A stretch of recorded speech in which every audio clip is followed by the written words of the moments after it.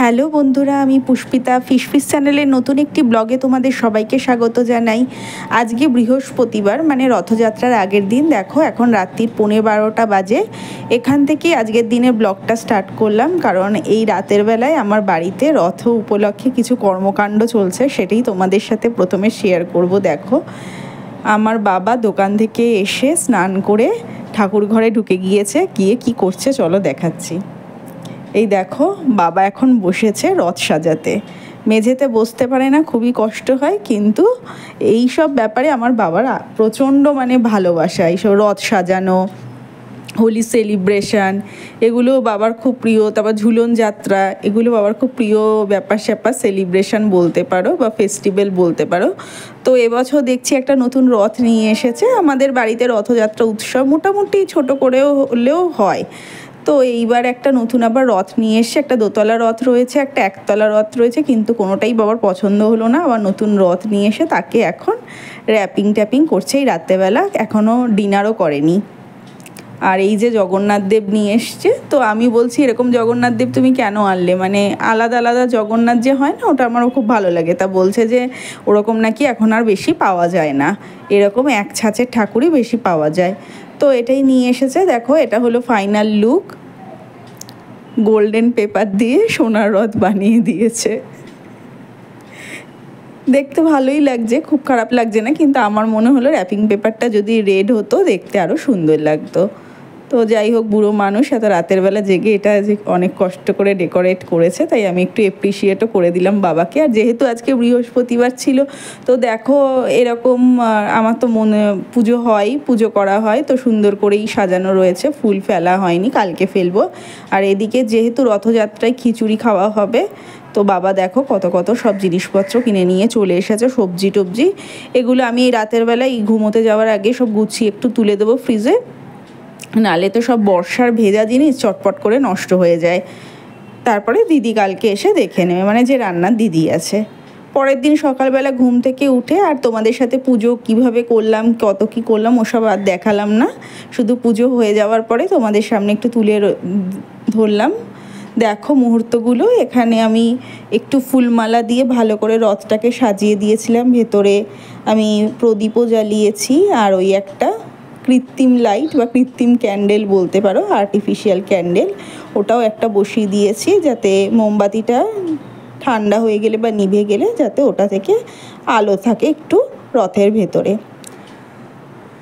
এই তো সুন্দর করে সব সাজিয়ে গুজিয়ে পুজো করেছি, তোমরা একটু দেখে নাও। আমাদের সিংহাসনটা ঠাকুরের, জগন্নাথ দেবের প্রিয় ফল কাঁঠালও ভোগে দেওয়া হয়েছে। এমনিতে আমরা কাঁঠাল খাই না সত্যি বলতে, বাবা মা তো কাঁঠাল একদম খেতেই চায় না। আমি বলেছিলাম রথের জন্য নিয়ে আসতে, তাই নিয়ে এসে এই কাঁঠাল আমাকে আর দিদিকেই খেতে হবে।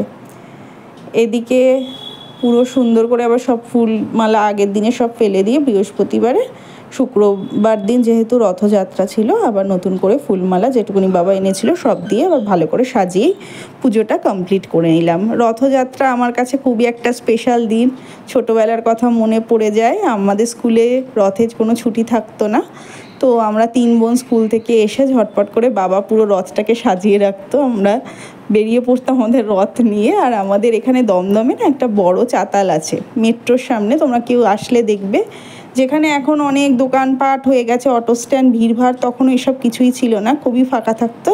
আর ওখানে এপাশ থেকে ওপাশে আমরা রথ শুধু টানাটানি করতাম, আর তার সাথে ফেরার সময় আলু কাবলি খাওয়া, বাঁশি বাজানো, ঘন্টা বাজানো। যখন এই কথাগুলো বলছি না, মনটা খারাপ হয়ে গেল। আর এখন তো 3 বোন অনেকটাই একে অপরের থেকে দূরে চলে গেছি, তাও চেষ্টা করি যতক্ষণ পারি একে অপরের সাথে যোগাযোগ বজায় রাখতে। এই দেখো আমি ঘরের মধ্যে একটু রথটা টানলাম, মাকে দিয়েও একটু টানালাম, দিয়ে আবার যেখানকার সেখানে রেখে দিয়েছি। তোমরা কীরকমভাবে রথযাত্রা কাটালে জানিও, এবং কয়েকজনের ভিডিওতে তো আমি দেখলাম তারা খুবই সুন্দর করে রথযাত্রা তোমরা পালন করেছো। ভালো লাগলে লাইক শেয়ার কমেন্ট করে দিও, আর যারা নতুন আছো এই চ্যানেলে তারা ভালো লাগলে সাবস্ক্রাইব করে নিও। এই তো এইভাবেই আমাদের রথযাত্রার দিনটা সুন্দরভাবে কাটলো। আর লাঞ্চে দিদি কী কী বানিয়েছিল সেটাও একটু তোমাদের সাথে শেয়ার করছি। এখানে দিদি খিচুড়ি বানিয়েছিল, খিচুড়ির সাথে এখানে ছিল টমেটোর চাটনি, আর করেছিল পাঁপড় ভাজা। পাঁপড় ভাজা দু রকমের ছিল, এটা ওই মশলা পাঁপড়টা, আর নিচে ওই সাবুর পাঁপড় বা ফ্রাইমস যেটাকে আমরা বলে থাকি ওইগুলো করা হয়েছিল। রথযাত্রার দিন পাঁপড় তো খেতেই হবে, রথের মেলা মানে পাঁপড় আর জিলাপি। এই যে বাবা আবার দোকান থেকে দুপুরে ফেরার সময় জিলাপিও নিয়ে এসেছে, আর এখানে ওই পাঁচমিশালো তরকারি বা যেটাকে লাবড়া বলা হয় নিরামিষ, ওই তরকারিটা বানানো হয়েছে। চলো সবার সামনে প্রেজেন্ট করছি আজকে রথযাত্রা স্পেশাল থালিটা, যেখানে ছিল খিচুড়ি, অল্প ঢ্যাঁড়স ভাজা ছিল সকালের ব্রেকফাস্টে, দিদি ওটাও আমাকে দিয়ে দিয়েছে। আর এখানে দিয়েছে পাঁচমিশালোর তরকারি, এখানে দুটো পটলের বড়া, মানে ওই বেগুনির মতো করে পটল দিয়ে বানানো হয়েছে, আর দু ধরনের পাঁপড়, আর ওদিকে রয়েছে টমেটোর চাটনি। এই দিয়ে আমাদের আজকে দুপুরের লাঞ্চ কমপ্লিট হয়েছিল।